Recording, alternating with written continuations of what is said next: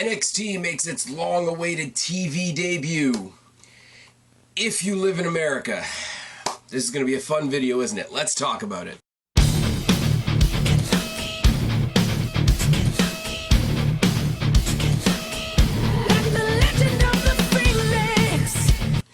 What's going on, everybody? It's your buddy, it's your pal, Past Phoenix, the YWC Reality Check, and this is your debuting on USA Network, kind of, September 18th NXT review. It's the first 2-hour NXT, and yeah, I don't really have any house cleaning. I don't really have anything to plug other than look back at the topical videos that myself, Kristen, Guapo, and Jake DeMarco have done in the past couple of weeks or so.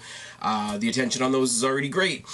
In lieu of the housekeeping, oh, and take care of some of the Destiny updates I put up there as well.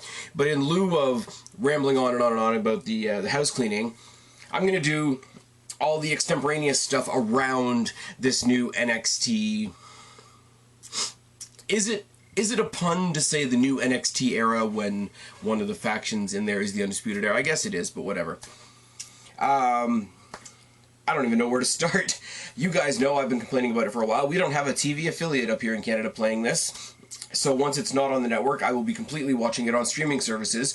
Number one request, please put, even if you've never commented on any of my videos before, please put down in the box below your favorite online streaming service that I can watch NXT without it freezing every 5 minutes. That would be wonderful, because watchwrestling.ai really let me down. Bollyrules.com tonight really let me down. I got all the show in bits and pieces. There's going to be some pieces missing probably, but be that as it may, great structural redoing, great new image, great new view of the show. The graphics are mostly the same. There's a little bit more black and silver in them, makes them a little bit more badass, but it still does punctuate obviously the yellow NX and T. We started off with a Triple H speech, which was really good.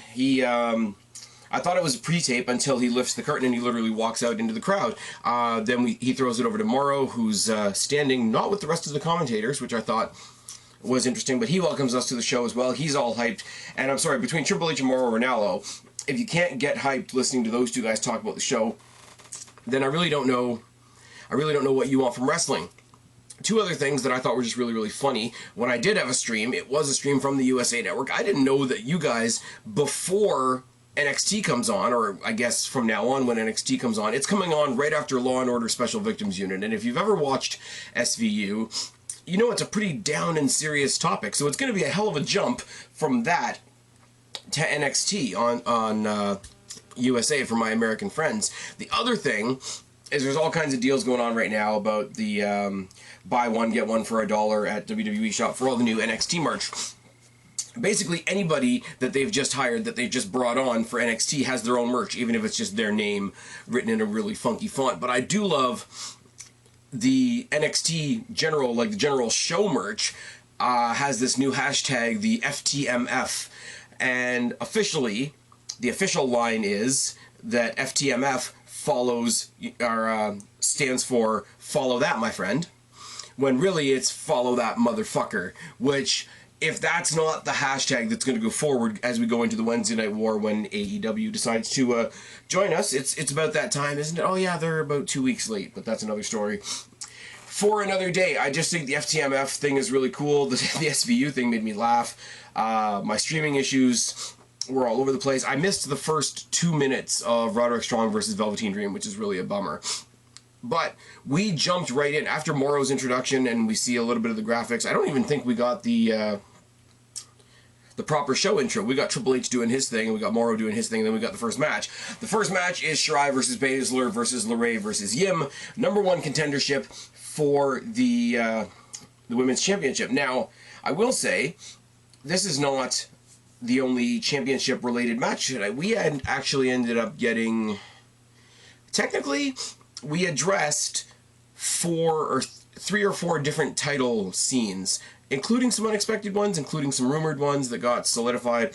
We had some returns, all that sort of thing. But fatal 4-way match, a pile of people match, as you guys know I call them at times. So it's a little bit more shaky in the way I take my notes on these than it is usually. It's the same as doing a Cruiserweight match. Hint, hint, we're going to talk about that later on.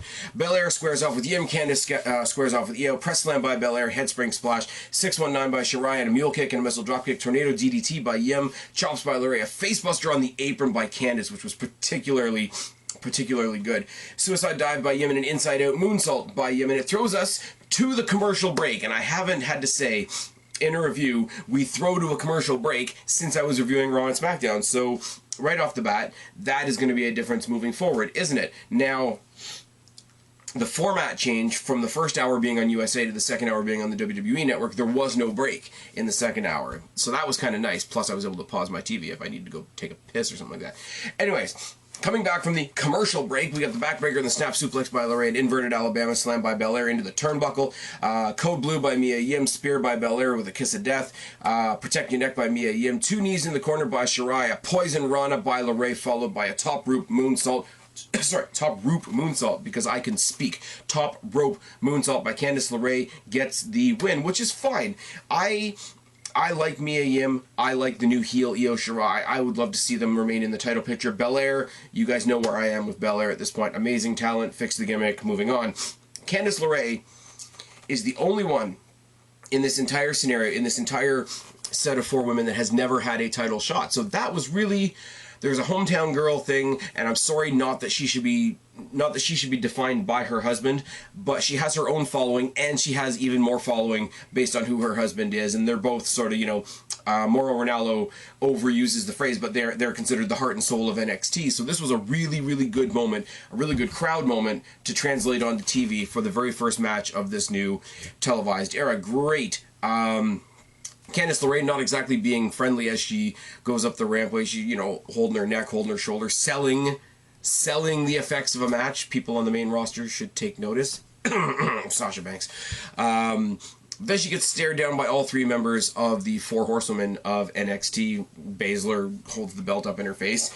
And we're off to the races. Later on that night, we find out that 2 weeks from now, we're going to have Candice LeRae versus Shayna Baszler for the NXT Women's Championship. I wonder, let me think, 2 weeks from now, what other women's championship is being fought? I can't even remember. Isn't it like the AEW Women's Maybe Championship that's being...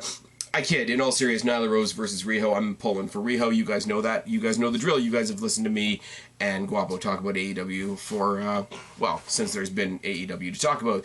We see a video package on Adam Cole. And here's what I'm going to say about tonight.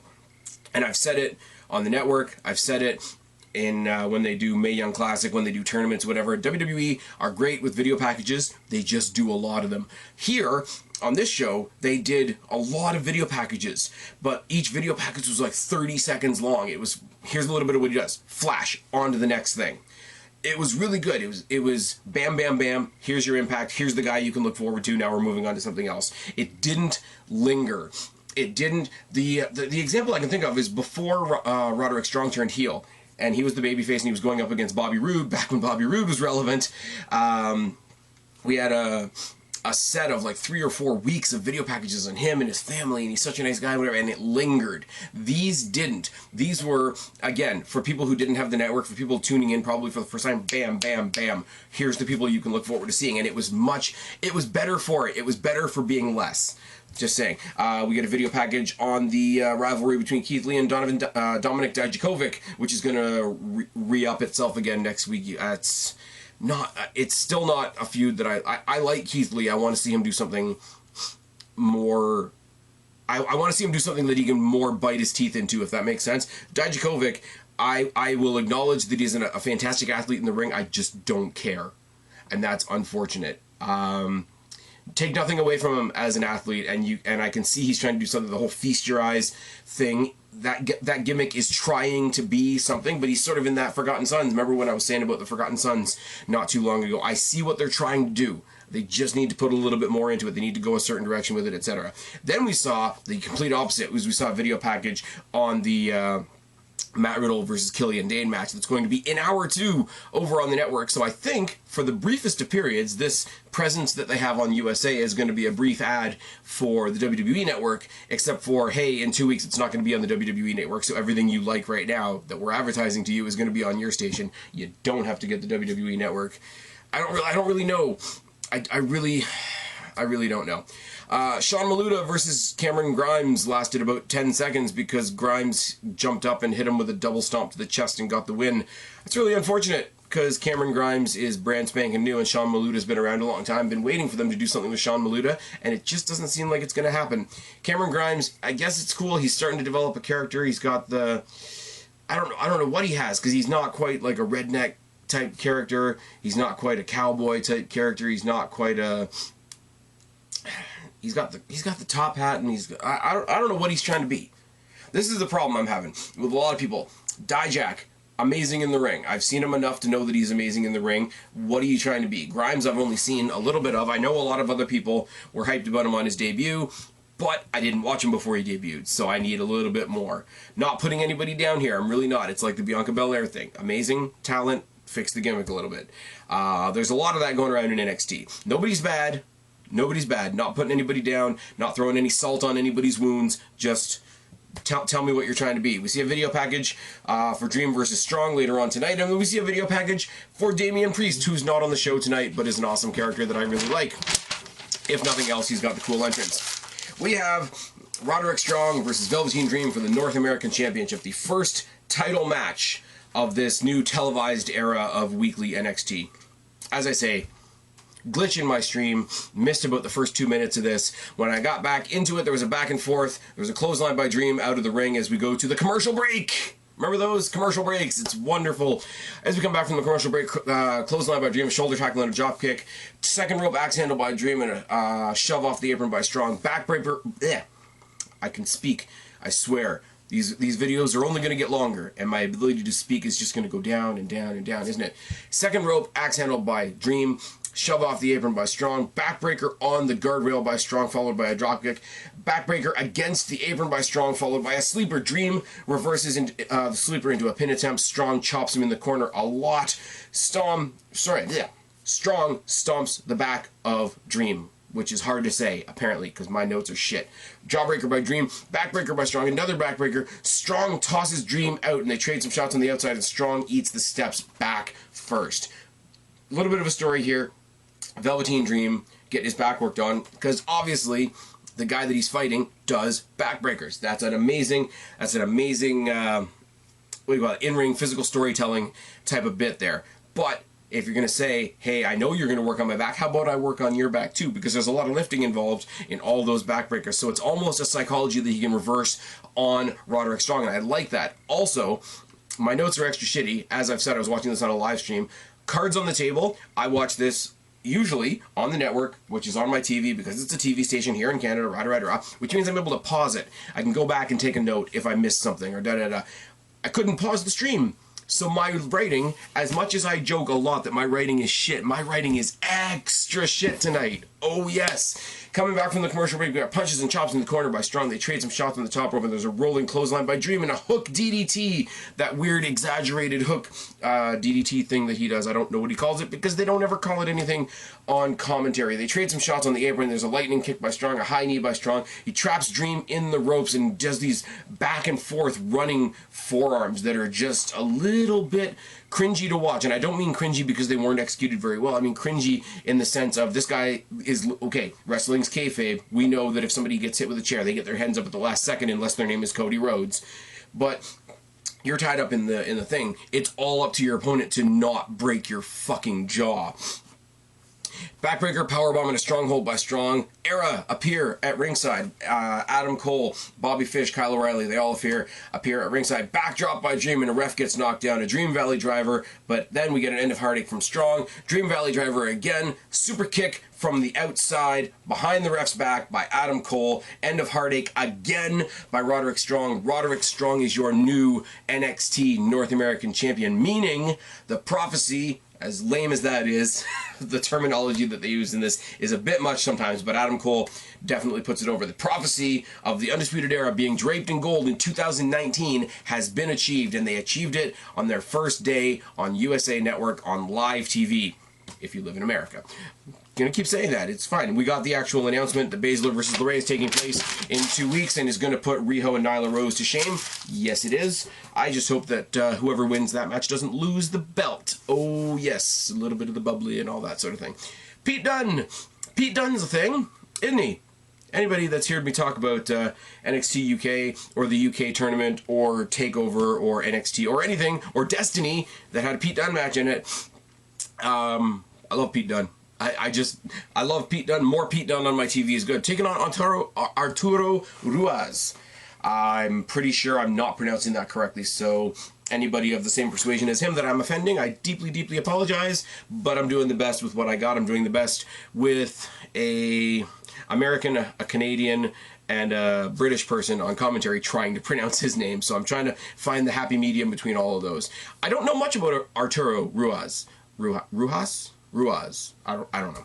I don't know much about him, but this was, I mean, you knew who was going to win this match. You knew who was here to be featured, but it was still one of those, Pete Dunne is over enough that he doesn't have to worry about being over, and he does a really good job of putting other people over as well. Arturo Ruas has a mixed collection of martial arts that he does, and Nigel McGuinness on commentary, he's telling us the name of the martial arts that the guy performs that obviously I don't remember because I'm an idiot, about how the prisoners in that particular country had to come up with a form of martial arts that looked like dance so the people that had captured them wouldn't know they were practicing for their escape.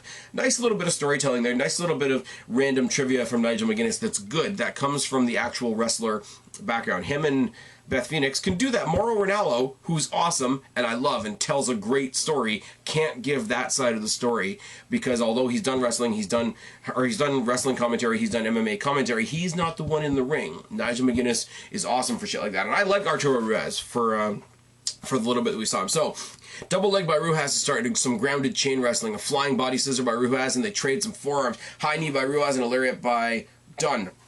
Dunn works the fingers, and then he does what I'm going to call the Ripley stomp on the arm, where they basically stand up the arm and stomp on the elbow, stomping the hand into the ground. The most dramatic example of this is what, or the most dramatic example I've seen, I should say, is what Shayna Baszler did to Dakota Kai, who we're going to talk about later on. Body shots by Ruas and some mounted punches, a wrist lock and some kicks by Ruas. He just sort of has his one arm up, leaving the ribs completely open, does all the midsection stuff. It's all good. Dunn goes from working the fingers to working the toes. And I'm sorry, it's that moment in Texas Chainsaw Massacre when the guy breaks his nails trying to escape the room, where there's 100 other dramatically painful things that happen in that movie. People are getting limbs chopped off in that movie and whatever, but that one little thing, we all know what it's like to break a nail, that one little where he's dragging his nails along the wall as he's being dragged into the basement, that's a little more visceral, because most of us don't know what it's like to have our arms cut off. But we do know what it's like to break a nail or bend a finger or something like that. That's why, big long ramble to really, really irrelevant stuff, I'm starting to sound like JD here, but it's why Pete Dunne's shit is so effective. We all know what it's like to bend our finger the wrong way. We all know what it's like to, you know, stub our toe. And those little elements of his offense are just like, okay, big, broad strokes, kick to the face, enziguris, large, dramatic submission moves, but then you just break a finger. You just snap a toe. Pete Dunne's so fucking good. Step up enziguri, German suplex, and a stomp to the hands by Dunn. Kicks to the head, followed by an X-plex, followed by a triangle choke by Dunn. Kick to the head by Ruas and a bridging German suplex. Triangle choke by Dunn. Gets him in the triangle choke, reverses him over onto his back, snaps the fingers, forces the hand into a submission spot, and Dunn gets the win. Dunn gets the win. And as I said at the beginning of this match, that was never in any doubt. When I saw who he was facing and how relatively unknown he is, at least to me, and I've been watching NXT for a long time, Pete Dunne's a huge name. Unless this was some guy that they pulled out of obscurity and wanted to put a rocket on his back right away, Pete Dunne was going to win this. And that's fine. But at the same time, Arturo Ruas, not being the focus of this match, was still fucking awesome. And I'd like to see more of what he can do. Again, a lot of, hey, really great in the ring. I'd like to know a little bit more about him. But we got time for that. Especially with a 2-hour show now, hour and a half, including commercials. Rah. Dakota Kai is returning next week, and I'm super happy about that. We got the return of Tegan Knox, 2 weeks ago, in NXT UK. Incidentally, I did not have time to watch NXT UK this week, so there's no catch-up notes at the beginning of this video. There's a reason for that. I don't know what happened. I didn't even read the spoilers. One of the upsides to NXT being live on Wednesdays is that there are no spoilers, which is good. Xia Li versus Aliyah with Vanessa Bourne in her corner. It's It's a nothing match. Tornado kick by Lee gets the win. There is a really bad botch in this where Lee's on the top rope and she just loses her footing for just a second, and it looks like she's gonna face plant. I'm gonna overlook the botch and just be happy that she didn't crack her face open when she face planted the ring. I'm not making fun. I like Xia Li. I hate to use the expression, but she seems like a good hand for other people that you want to put over. I like Aliyah. She's my hometown girl. You guys know that. I think she's drastically underutilized, if you ask me. I don't think she needs a partner or a corner person in Vanessa Bourne. I think Vanessa Bourne could go off and do something else. I don't think Aliyah needs a partner, because they really, other than one time when people who didn't really deserve those tag titles brought them back to NXT, we haven't seen the women's tag titles in NXT that often. And unless that's going to change, there's no point in having tag teams. I mean, I gotta be careful what I say here, now that I think about it. There's no point in having tag teams in NXT, but so everybody's going to say, what about Duke and Shafir? Duke and Shafir are not a team on their own. Duke and Shafir are cronies for Baszler, and that's what they're there for. When they go to the main roster, maybe they separate, maybe they don't, maybe they actually become a tag team.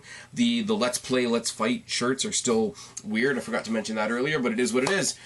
Denzel Jurnet, who is set to take on Kushida, except he doesn't take on Kushida, because we hear some rustling in the crowd, we see some movement in the crowd, and three guys in very familiar black and white jackets hit the ring, and it is, of course, Fabian Eichner, Marcel Barthel, and I guess you could say the returning Alexander Wolf, and yeah, it's Imperium without Walter, and they do a 3-on-1 beatdown on whoever Denzel Dejournet is, and then you get Walter's entrance, and Walter's entrance, it's weird. The classical music is really, really intimidating. The fact that his Titantron is just this blaring white, so you are almost having his silhouette superimposed on your fucking eyeballs, is wonderful.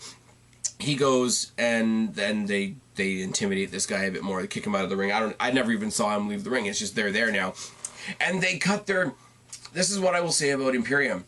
They're an intimidating group, but they cut the same promo all the time. They just do that, you know, pass the mic like you're passing the joint promo. We're here, this mat is sacred, and anybody who steps in front of us or tries to keep us from keeping this mat sacred is going to deal with us. And then they speak in their respective languages, which is great and fine and wonderful, and it makes them very diverse and very worldly, but it's the exact same promo. And I really don't want to harp on that, because I'd rather just see Walter in the ring destroying people. Maybe don't cut a promo. I would be fine with that. I'd rather you not cut a promo than cut the same promo all the time. Every time I see you, especially when you're doing a surprise entrance at NXT. This nobody knew about this. Anybody that was doing any previews, me and Guapo did our preview of the Monday Night War and what we think, or sorry, the Wednesday Night War and what we think it's going to look like. Nobody guessed that the WWE United Kingdom Champion would be showing up with his cronies on NXT proper on their debut night. I mean, if you're going to do that, maybe it is the night to do it. It's very, very interesting. On the graphic, on the lower third, it listed him as the NXT UK Champion, but the belt is still, if you look at it, it's still the WWE UK Champion. The commentators still refer to him as the WWE United Kingdom Champion. His brand is NXT UK. They need to change that.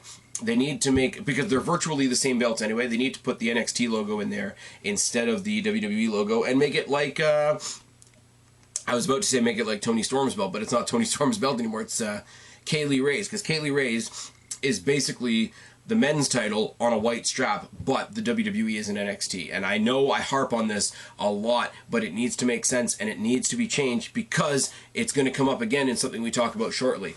Now, the other thing that I have a slight issue, because the showing up of Imperium is great on NXT, because I know who they are and I'm excited to see them. I'm excited to see Walter specifically.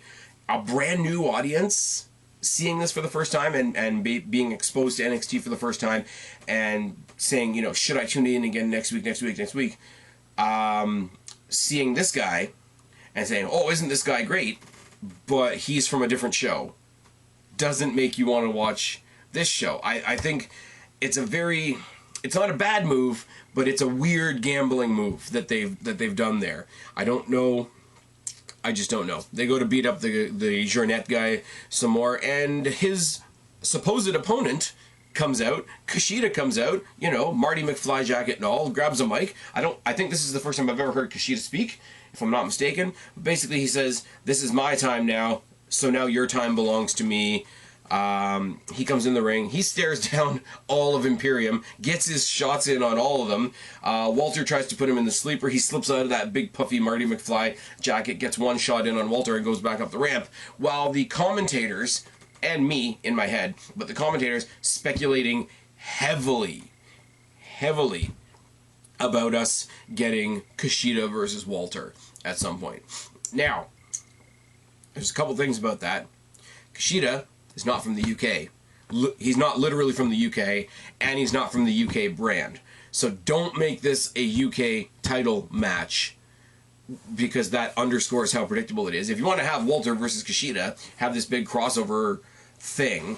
If they want to use NXT's new platform on USA Network to promote NXT UK on the network, I think that's a fan-fucking-tastic idea. But Kushida Walter is weird. It's a good match. It's a match I want to see, but it's weird because there's a lot of different ways they could do with it. Because Kushida is one of the newest, freshest, youngest faces, new shiny toys on NXT. You don't want to bring in a big guy from a different show and squash him, but at the same time, you don't want to have the brand new guy on NXT squash NXT UK's champion. It's very weird. If they do it, and obviously they're going to because they didn't do this for no reason, it's a very, very weird booking conversation, this one. I mean, like any crossover is weird, but it's a particularly, you know, there's a size difference. Walter towers over him. There's a numbers advantage where there's 4-on-1. Walter's really 1.5 people, so it's 4.5-on-1. It's very... I'm really interested to see how they get around the booking of this. But that being said, I am looking forward to the match. You know what else I'm looking forward to? I am looking forward to the Cruiserweights and the Cruiserweight Championship finding a new home on NXT. 205 Live was a dead horse that they tried to flog, and I only saw 205 Live, or the remnants of 205 Live, on the kickoff of the pay-per-views. I'm not going to lie. When I went to Toronto, I went to Destiny. I went to TakeOver. At TakeOver, I was at the taping for the next episode of NXT. For SummerSlam, I was there for the entire kickoff, all the way to the main event. I was there for all of Raw, the dark matches on both ends. I was there for the dark match of SmackDown. I was there for all of SmackDown. My ass walked out on 205 Live because I just don't care. And it's a not caring about the brand. It's a not caring about it being this happy medium between what main roster is and what a WWE Network show is, because it doesn't have the NXT or NXT UK style crowd. It doesn't have the main TV audience of a main roster show. It lost both audiences, even though we all know there's tremendous talent there. But all the rumors that we've heard leading up into this week said that 205 Live is basically folding in on itself when SmackDown goes to Fox, and all of their talent will pretty much be going over to NXT, but also NXT will be adopting and will be the new home of that championship, which is great. Which, much like the NXT UK Championship should be, they need to rebrand the Cruiserweight Championship as the NXT Cruiserweight Championship, in my opinion. And I'm not saying put it on a yellow belt because it's on the yellow brand now, because that would be ugly as fuck, but get rid of the purple strap. It's fucking ridiculous. The reason I'm talking about that, the reason I'm talking about Drew Gulak's what should soon be NXT Cruiserweight Championship, is because we had a #1 contenders match out of fucking nowhere. Oney Lorcan, who's awesome, versus the returning Lio Rush. Now, I know there's a lot of speculation around Lio Rush. I know that a lot of people don't like him. They think he's got a bad attitude, always got heat in the back, whatever. He said some controversial things. Guess what, fuckers? I've said some controversial things. Lio Rush and I could be buddies. I could see big long car trip. Get a table for 3, or a what's the driving one? The one where they're all in the cars going on long car trips. Get a ride along. There we go. Get a ride along with me, Enzo Amore, and Lio Rush. People would watch that shit, wouldn't you? You wouldn't watch it if I was there. But you watch Lio Rush and Enzo Amore. That would be fucking funny. The censors would have their fingers on the censor button, but whatever. Oney Lorcan versus Lio Rush. Now, they said, on commentary.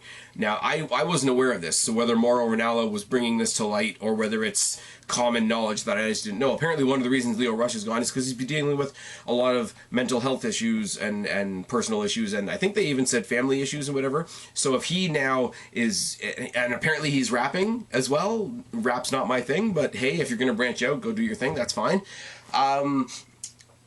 If he's going to be an advocate for that, because we all know Mauro Ranallo is an advocate for that, but if Lio Rush is being another voice for that, not just being a self-serving little twat like Sasha Banks, all the power to him. And, I mean, the guy never really got started, did he? He was on NXT, and then he made the stupid Emma comment about Asuka, and that was dumb, but he didn't deserve to be held back because of it. It's like everybody that gets nailed for saying stupid shit on Twitter. Let's find a random celebrity and nail them for something potentially problematic that they said 10 years ago on Twitter. Fuck off with all of that garbage. But he was held back in NXT, and then they put him on 205 Live. He didn't really do anything there. And then they saddled him with Bobby Lashley, whose career couldn't be revived with the fucking paddles from Grey's Anatomy. So now, if they're going to put him back where he should be, in the Cruiserweight division against Oney Lorcan, in a #1 contendership scenario, I'm super fucking happy for the guy. I like Oney Lorcan as well, but I hope Oney Lorcan goes and does the tag team thing with Danny Burch. But where the fuck is Danny Burch? This is a conversation that's going all over the place, is it not? Let's talk about Lorcan versus Rush. #1 contendership for the Cruiserweight Championship at a future date. I love that. I love how they're so specific about everything. Dakota Kai is coming back next week. The women's championship match is happening in 2 weeks. We're getting Dijak and Lee for reasons again in 1 week. Cruiserweight Championship, #1 contendership for a match at a time to be determined later. All right. Corner uppercut, corner hip attack, and a blockbuster by Lorcan to start the match. Arm drag by Rush, a suicide dive. Suicide dive 3 times. Head scissor and a series of kicks by Rush. Dragon whip by Lorcan and some corner chops. Hard Irish whip by Lorcan. Hard Irish whip by Lorcan, where Lio Rush, who's really small, you know, kind of like Chad Gable, but that's a joke. I can make it another time. He doesn't even hit the top turnbuckle. His head and shoulders sort of go sideways between the top and the second turnbuckle. He's in a really awkward spot, and in that really, really awkward spot, he eats a lot of uppercuts by Oney Lorcan, doesn't he? Deadlift gut wrench powerbomb by Lorcan is fucking fantastic. Now, Rush is a small dude. Lorcan is a significantly bigger dude, but the way he holds him and the way he suspends him in midair for this gut wrench powerbomb is still goddamn impressive. Single leg Boston Crab by Lorcan, chops a power slam into more chops. Springboard stunner by Rush, but he doesn't do it like when John Cena was doing the super dramatic one. He sort of steps forward and bounces on his ass backwards off the bottom rope to hit the stunner. It's a really interesting. I want to say neat, but that doesn't sound good. It's a really interesting way to hit a stunner, if nothing else. Powerbomb into a single leg by Lorcan and follows it up by a modified STF. And at this point, Lio Rush has played pretty much babyface to the brutality of Oney Lorcan, to the point where the NXT faithful are chanting, "Fight, Lio, fight." And that is fucking beautiful. You wouldn't have gotten that on 205 Live. You wouldn't have gotten that on the main roster. And unfortunately, at this point, with the lack of exposure or whatever, I don't even think you would have gotten that in a prominent pay-per-view spot. This is exactly where the Cruiserweights need to be. WWE's not listening to me, obviously. Hardly anybody listens to me because YouTube doesn't push my videos out to anybody. But if anybody within the earshot of anybody else, within the earshot of anybody else, within the earshot of anybody that does anything in WWE, leave the Cruiserweights here.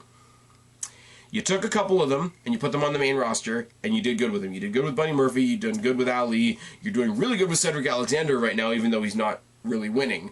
But the rest of them that you're not sure about, that you don't know about, that you don't have confidence in yet, throw them over into NXT, because Triple H and his guys will know what to do with them, and he will make them into stars like you couldn't do on your weird Barney the Dinosaur purple brand. Standing Spanish Fly and the Dragon's Call, which is a split-legged 5-star frog splash, gets the win for Lio Rush. Rush is the #1 contender for the Cruiserweight Championship. At some point, we are getting Lio Rush versus Drew Gulak for that belt, and it's going to be, if it's at a pay-per-view, if it is at Hell in the Cell, then you take the fucking...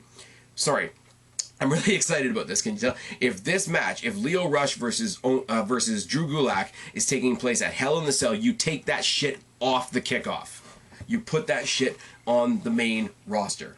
even just for once. Because if they're still going to put this on main roster pay-per-view, if they're still going to feature the Cruiserweights on main roster pay-per-view, then putting them on the main roster advertises NXT, does it not? The other side of that is you take this match, you put it anywhere you fucking want on a takeover. It'll be good.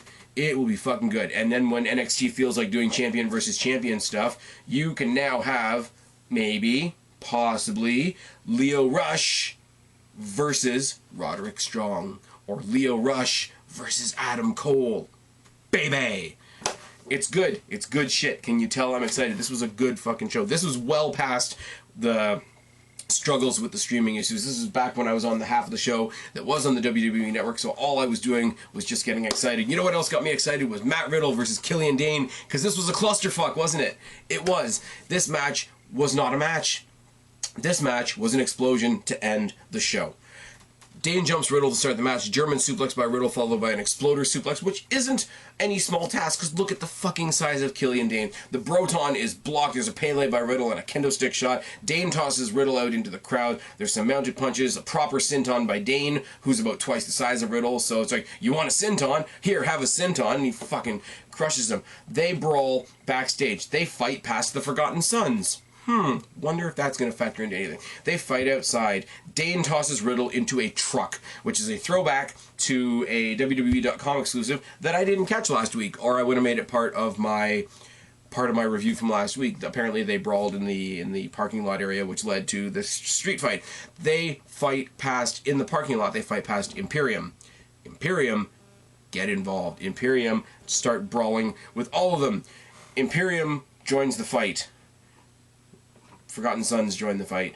Street Profits, out of fucking nowhere, join the fight. The Forgotten Sons, Pete Dunne, Sean Maluda, for some reason, all join the fight. They all brawl, and it's like, okay, they're going to throw the TM in the corner, and the show is just going to end in a brawl. But no, Dane and Riddle brawl back into the building, back towards the ring, and the mob comes with them. It's fucking great. All the mob is fighting all around the ring, all up the entranceway. The two guys that are actually supposed to be having the match are still in the ring. Security comes out to break up the guys that are actually supposed to be fighting while everybody else is fighting around the ring. The crowd not having it. Let them fight. Let them fight. Even the commentators are saying let them fight. Everybody's off to the outside. Everybody's brawling in sort of like that. If you can picture the area around the ring, where the area around the ring intersects with the ramp, sort of like that bottom chunk of the ramp, everybody's there. The only person in the ring is Killian Dane, who decides to take a running jump and suicide dive on fucking everybody. And that's how the show ended. Let me tell you something right now, okay? I like AEW. I like what they've done so far, but they're fucked. I haven't watched Impact in forever. I don't even know that they're on real TV anymore. But they're fucked. Ring of Honor is fucked. New Japan is fucked. In WWE, Raw is fucked. SmackDown, do whatever the hell you want on Fox. Get the belt off Kofi Kingston, put it on a real champion, even if it is Brock Lesnar, but you're still fucked. We are NXT FTMF. I've been Spaz, your YWC reality check. Subscribe up there, talk down there, start a conversation, keep all these conversations going. Don't be a stranger. I will talk to each and every last one of you later, but for right now, I'm tagging out, and this is a lot of fun, guys. Later.